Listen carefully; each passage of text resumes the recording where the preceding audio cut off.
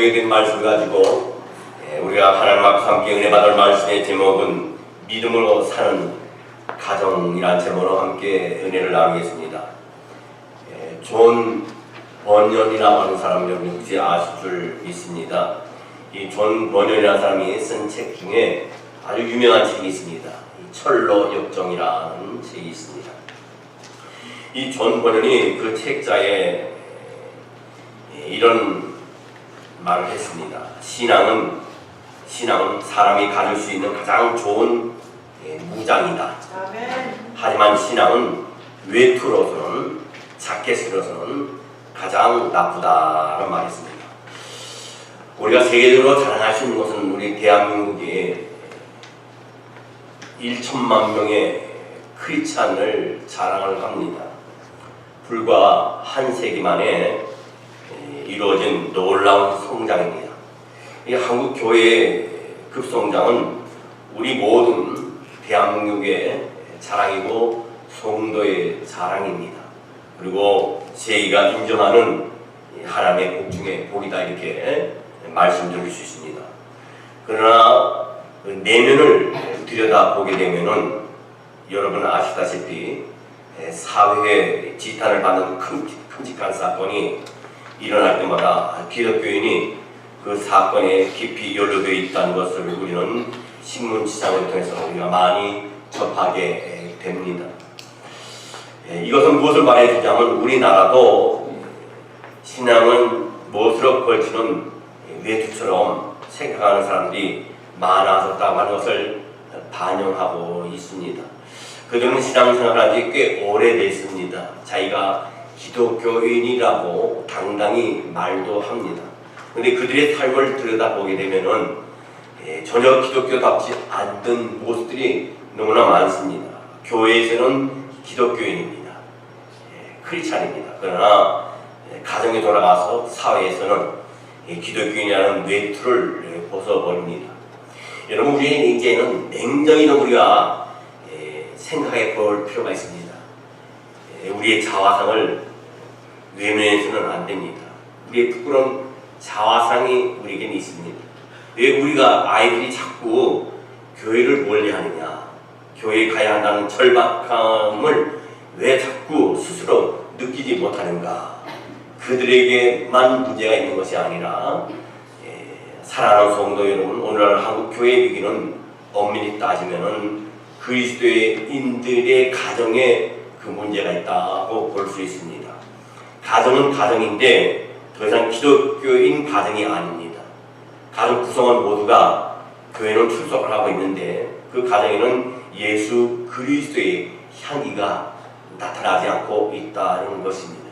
이런 현대의 그리스도인의 가정에 경정을 울려주는 말씀이라는 오늘 목록해 드린 말씀에 잘 나타나 있는 로마의 백부장인 고넬료의 가정입니다. 이 가정의 위대함이 어디 있습니까? 가정이 온전히 하나 되어서 예수님을 믿었다는 겁니다. 성령으로 충만한 가정이 바로 이 고넬료의 가정이라는 겁니다. 온 가족의 구성원이 하나가 되어갖고 구제하는 데 힘을 썼고, 그러므로 이 가정을 통해서 오늘 우리의 가정이 어떻게 해야 믿음의 가정들을 회복할 수 있는가에 대해서 세 가지로 말씀을 드리면서 함께 은혜를 나누기를 원합니다. 첫째로 부모들이 먼저 믿음에 바로 선 가정이 되어야 되겠다는 겁니다. 여러분의 자녀들이 자신들을 닮기를 바라세요? 한번 물어보고 싶습니다. 여러분의 자녀들이 여러분의 자식들을 닮기를 원하십니까? 여러분 그대로 닮는 자녀에 대해서 만족하시겠어요? 여러분의 자녀가 여러분이 닮는 것에 대해서 월간 중에 월간지 아버지와 가정이라는 그 월간지가 있습니다. 그 아버지와 가정이라는 월간지에서 이런 설문을 했습니다. 우리나라 부모들이 자녀들이 자신을 닮기 원합니까? 이렇게 물어봤을 때 50% 이상이 자기 자녀들은 자기를 닮기를 원치 않는다 했습니다. 근데 남자의 46%만이 내 자식이 나를 닮기를 원한다 했습니다. 여자분들은 엄마들은 자기 자녀가 자기를 닮기 원한다는 퍼센트가 31%입니다. 예, 남자들이 참 양심의 가책도 없는 것 같습니다. 여러분, 부모들이 자녀가 자신들을 닮기 원하지 않는 이유는 여러 가지가 있겠습니다만, 그러나 무엇보다도 자신들이 바르고 모험적인 삶을 살지 못했기 때문에 자녀들이 자기를 닮기 원하지 않는 줄 압니다.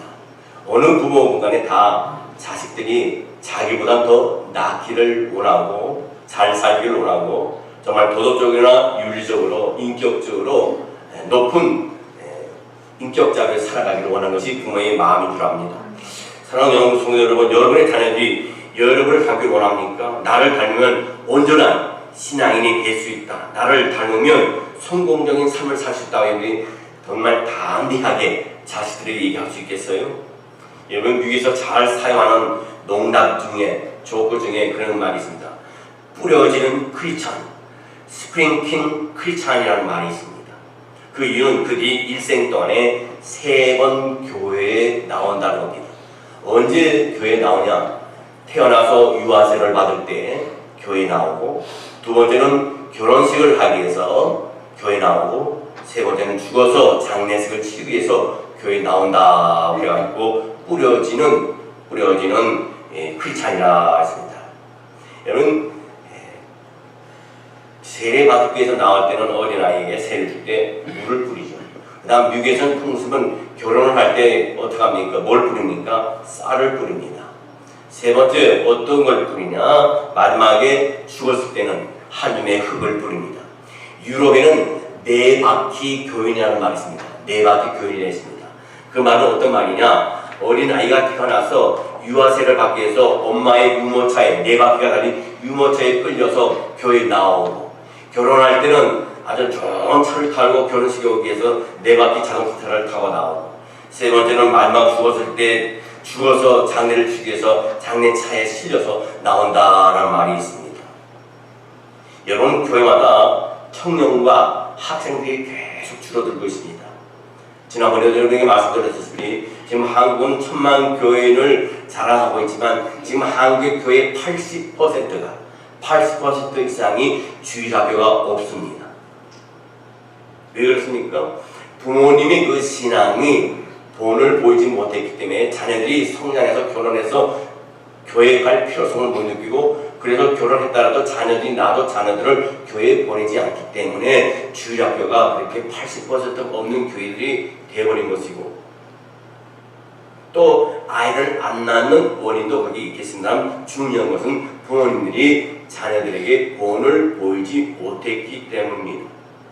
여러분, 우리가 심각하게 생각할 것은 우리 자녀들을 믿음으로 키우기 위해서 기도 많이 하셔야 됩니다. 여러분의 가정에서 본이 전혀 보이지 못한 제 아이들에게 믿음을 가르쳐 보십시오. 그건 뭡니까? 강요받게 되지 않고 도리어 반발을 살 수밖에 없습니다. 오늘 본문에 등장하는 고넬료를 보십시오. 이 고넬료는요, 가정에서 존경받는 어른이었습니다. 그것을 어떻게 알 수 있느냐 하면요, 오늘 읽을 말씀 사도행전 10장 24절 말씀에 보면 이와 같은 말씀이 있습니다. 이달 가이사라에 들어가니 고넬료가 그의 친척과 가까운 친구들을 모아 기다리더니 했습니다. 보십시오. 그는 일가뿐만 아니라 친구들을 다 모았습니다. 생각해 보세요. 그가 존경받지 못한 사람이라면 그들이 모였겠습니까? 모이지 않습니다. 우리가 어떤 덕망 있고 존경받는 사람에게 우리가 초청을 받았을 때 우리는 갑니다. 기쁨으로 갑니다. 영광으로 알고 갑니다. 그러나 존경받지 못하고 세상에 지탄을 받는 사람이 우리를 초청했다 했을 때 우리가 거기에 갈 수 있으니까 가기가 쉽지 않습니다. 왜? 내가 거기 갔다가는 다른 사람의 눈에 띄어서 어떻게 내가 취급을 받을지 모르기 때문에 가지 않습니다. 그걸 볼 때 이 고넬료의 가정이, 특별히 고넬료는 온 가족과 온 사람들을 통해 친구들, 일가 친척을 통해서 존경받는 사람이었기 때문에 초청을 했을 때 모든 사람이 다 참석했다는 겁니다. 여러분, 우리가 본이 되지 못할 때는 사람의 영혼을 우리가 스스로 실족시킬 수 있습니다. 그러나 반대로 우리가 믿음의 본을 보일 때는 내 가정을 구원할 수 있습니다. 가정을 굳건한 믿음의 반석에 올려놓을 수 있습니다. 그러면 이제 흉내만 낸 그리스도인이 되지 말고 오늘 보이는 살아있는 신앙인이 되시기를 주의 이름으로 축원합니다. 사도 바울은 이런 말씀을 했습니다. 고린도전서 4장 16절 말씀에 그러므로 내가 너희에게 권하니 너희는 나를 본받는 자가 되라 했습니다. 그리고 빌립보서 3장 17절 말씀에도 사도 바울이 이런 말씀을 합니다. 형제들아 너희는 함께 나를 본받으라. 그리고 너희가 우리를 본받은 것처럼 그와 같이 행하는 자들을 눈여겨보라 했습니다. 우리 부모들은 바로 이 고넬료와 이 사도 바울의 말씀과 같이 이렇게 당당하게 우리 자녀들에게 떳떳이 얘기할 수 있어야 될 줄 믿습니다. 두 번째로요, 가족 모두 구원받는 가정이 될 수 있도록 우리는 기도해야 될 줄 믿습니다. 미네소타의 어느 유니버시티의 대학교에 한 총서부가 계셨습니다. 이 총서부는 참 믿음의 사람입니다. 하나님과 참 밀접한 관계를 갖고 있는데 이 분의 안타까운 것 하나가 뭐냐면 자식 중에 밥이라고 하는 아이가 있습니다. 그런데 이 밥이라는 아이가 하나님을 믿지 않고 교회를 가지 않습니다. 이 아버지는 늘 때를 얻든 못 얻든 이 아이에게 예수님을 너희 구주로 영접하고 믿음으로 구원받아라 얘기합니다. 이 밥은 아버지의 사랑으로 간절히 말씀하신 것을 마음에 두었어요. 근데 이 밥이라는 이 아이가 20대인데 불구하고 왜 내가 예수를 믿어야 되는지, 내가 왜 예수를 믿어야 되는지, 왜 교회에 가야 되는지 그 이유를 잘 모르는 겁니다. 그래서 아버지한테 여쭙니다. 아버지가 자꾸 저를 교회 가자 그러고 예수를 믿고 구원받으라 그러는데 내가 왜 예수를 믿어야 되는지 그 이유를 나한테 설명해달라고 그랬어요. 한 가지로만 말씀하지 말고 몇 가지를 좀 나한테 왜 예수를 믿어야 되는지 그 이유 조건을 나한테 얘기해달라고 했습니다. 근데 아버지가 그 아들한테 얘기를 못합니다. 그 아들은 고등학문을 공부하는 학생이고 이 아버지는 정말 공부를 많이 하지 못해서 그 예수님을 왜 믿어야 되는지에 대해서 이유를 설명을 잘 못하는 겁니다. 그래서 이 아버지는 어느 날 아들을 데려다 놓고 이런 말 합니다. 아들아, 내가 아는 것은 다만 하나님께서 그가 누구신가를 나에게 말씀하신 것이다. 그래서 그 하나님을 너도 알기를 원한다면서 아무 말 없이 그 후에 말 없이 눈물을 쭉 흘렸습니다. 이 아들이 원하는 것은 내가 왜 예수를 믿어야 되고 예수 믿어야 할 이유가 뭔지, 예수 믿어서 좋은 것이 무엇인지 그걸 알려달라 그랬는데 아버지는 아무 말씀 안 하시고 요 간단한 말만 하고 눈물을 흘리는 모습을 보였습니다. 아들이 원하는 아버지의 대답이 아니었어요. 이유를 말해달라 했는데 눈물을 흘리고 있는 건데요. 그렇잖아요. 이 아들이 어떻게 했겠습니까? 그 자리를 떠났겠습니까? 아닙니다. 아버지가 여러 말 하지 않고 예수를 왜 믿어야 되는지 그 이유를 구구절절 설명하지 않았는데도 불구하고 그 아버지의 뜨거운 눈물에서 그동안 자기가 아버지의 눈물을 한 번도 보지 못했는데 그 아버지의 눈물의 진실성과 아버지를 사랑하고 아버지가 믿는 그 하나님이 어떤 것인가를 성령께서 그 심령을 켜치하셔서 그의 눈에 눈물이 나게 하시고 그 아버지의 소원대로 내가 하나님을 믿어야 되겠다 해서 그 다음 주에 아버지와 함께 교회에 갔다는 유명한 얘기가 있습니다. 여러분, 오늘 본 말씀 10장 24절 말씀에 보면요, 그 말씀 다시 한번 보도록 하겠습니다. 이튿날 가이사랴에 들어가니 고넬료가 그의 친척과 가까운 친구들을 모아 기다리더니 그랬습니다. 여러분, 고넬료는 자기 혼자 믿음을 가지는 데에 만족하지 않았다는 겁니다. 그는 사랑하는 온 가족이 구원받기를 원했습니다. 가족뿐만 아니라 친구들까지 구원받기를 원했습니다. 자기가 사랑하는 사람이 모두 다 구원받기를 원했습니다. 근데 많은 사람들은 모습은 어떻습니까? 내 자식이 교회를 안 나가도 하나님을 믿지 않아도 별로 관심이 없습니다. 안타까움이 별로 없습니다. 나의 부모가 하나님을 믿지 않고 교회 나가지 않아도 별로 거기에 큰 죄책감이라든가 안타까움이 없는 현실을 우리가 만나게 됩니다. 여러분, 그렇다면 과연 그들의 영혼은 누가 구원을 합니까? 그들의 영혼에게 누가 복음을 전할 수 있습니까? 그들의 영혼에게 누가 인도할 수 있겠습니까? 그래서 사도 바울은 뭐라 합니까? 디모데전서 5장 8절 말씀에 그 말합니다. 누구든지 자기 친족, 특히 자기 가족을 돌보지 아니하면 믿음을 배반한 자요 불신자보다 더 악한 자니라 하십니다. 온 가족 영혼 구원에 대한 관심이 없으면 그것은 거짓 믿음을 오늘 본문은 말씀하고 있어요. 여러분은 구원에 다니는 가족입니다. 개인 구원이 아닌 가족 구원이 정상적인 구원의 단위라는 겁니다. 이런 분명한 것은 구원은 철저히 개인적으로 이루어집니다. 다만 구원의 지향점이 가족 구원에 있다는 사실을 알아야 돼요. 가족 가운데 한 사람이라도 예수 믿는 가족이 있다면 그가 그 가정에 선교사로 보냄을 받았다는 것을 믿으시기 바랍니다. 그러므로 가족 구성 가운데 단 한 사람이라도 구원받지 못한 영혼이 있다면 결코 가만히 있어서는 안 됩니다. 그를 위해서 끊임없이 기도해야 됩니다. 사도 바울은 자기 동족의 구원을 위하여서 자기의 생명을 동족의 구원을 위한다면 자기의 생명을 끊겠다고 했습니다. 성경 로마서 9장 3절 말씀에 보면요, 나의 형제 곧 골육의 친척을 위하여 내 자신이 저주를 받아 그리스도에게서 끊어질지라도 원하는 바로다. 간절한 기도만이 여러분의 가정에 온전한 믿음의 가정으로 세우게 될 줄 믿습니다. 생각날 때 기도하는 것이 아니에요. 매일 기도해도 부족합니다. 왜? 그 영혼이 언제 생명이 끊어질지 모르거든요. 주님이 언제 오실지 모르거든요. 생각날 때 금요일에 나와서 주일날 예배한다고 아니에요. 새벽 예배 나와서 아닙니다. 매일 기도해야 된다는 겁니다. 우리 기도의 그 분량이 하늘의 기도의 응답에 그릇에 담겨질 때에 그때 이루어지는 거예요. 1년에 한 번씩, 한 달에 한 번씩, 일주일에 한 번씩 구원받지 못한 그 형제와 부모와 네가 친척들에서 기도한다면 그 기도 어느 세월에 그 기도의 그릇에 담겨져서 그들이 중앙에 돌아와서 구원의 감격과 기쁨을 맛볼 수 있겠습니까? 우리는 매일 끊임없이 기도할 때 속한신데 기도의 그릇에 그 기도가 담겨져서 응답의 역사로 나타나게 될 줄 믿습니다.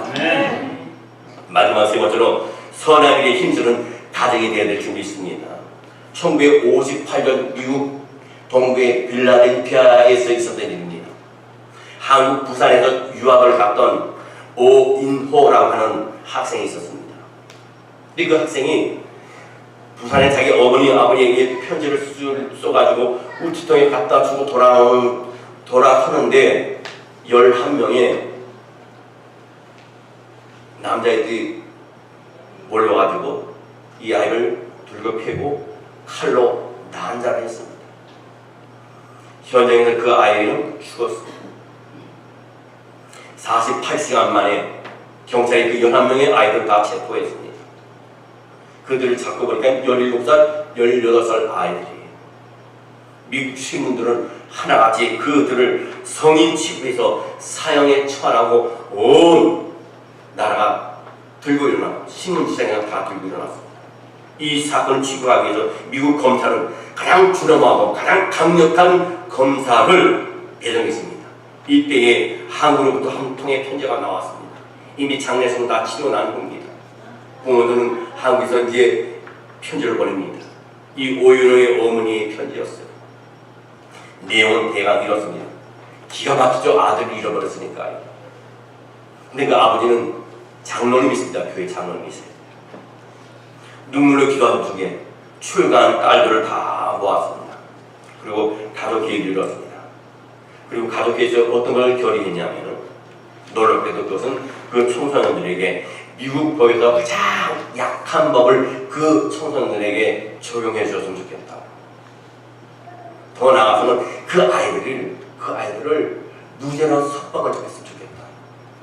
거의 덧붙여서 뭐랍니까? 그 아이들을 하나님 믿지 않았을 수도 있으니까 하나님을 믿을 수 있도록 기독교 어떤 교육기관에 그들을 배치해가지고 그들이 하나님을 알게 해달라고 그런 편지를 이 오 장로님 가족에 써서 보냈고, 거기에 더해서 그 11명의 범죄자들에게 공부를 제대로 시키게 해달라고 해서 자기 가족들이 돈을 모아갖고 장학금까지 해서 이 필라델피아에 있는 어느 시기에 시장에까지 전달했다는 얘기가 있습니다. 이 편지와 장학금을 받은 시장과 신부들은 원수 사랑을 실천하는 이 오장로님의 그 기사를 갖다가 썼어요. 그게 1958년도에 이 오장농민 가정이야말로 오늘 우리에게 귀감이 되는 진정한 크리스천이라 이렇게 볼 수 있습니다. 왜 요즘 젊은이들이 교회를 외면합니까? 왜 교회를 안 가려고 합니까? 여러분, 주일은요 안 지켜도 되는 게 아니에요. 주일은 반드시 지켜야 됩니다. 안식일을 기억하여 거룩하게 지키라고 했습니다. 예배 시간 가운데 주일을 범하지 마시기 바랍니다. 주일을 범하지 마시기 바랍니다. 주일을 범하지 마시기 바랍니다. 여러분, 기자님, 권사님, 심지어 장로님, 목사님, 자제들이 기독교 진리를 인정하지 않습니다. 교회를 열심히 다녔는데 선한 것이 없기 때문이에요. 선한 행실을 눈치껏 찾아보려 볼 수 없기 때문입니다.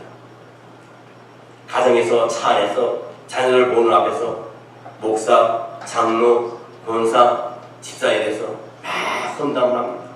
거기는 사랑이 없어요. 그리 볼을 보지 못합니다.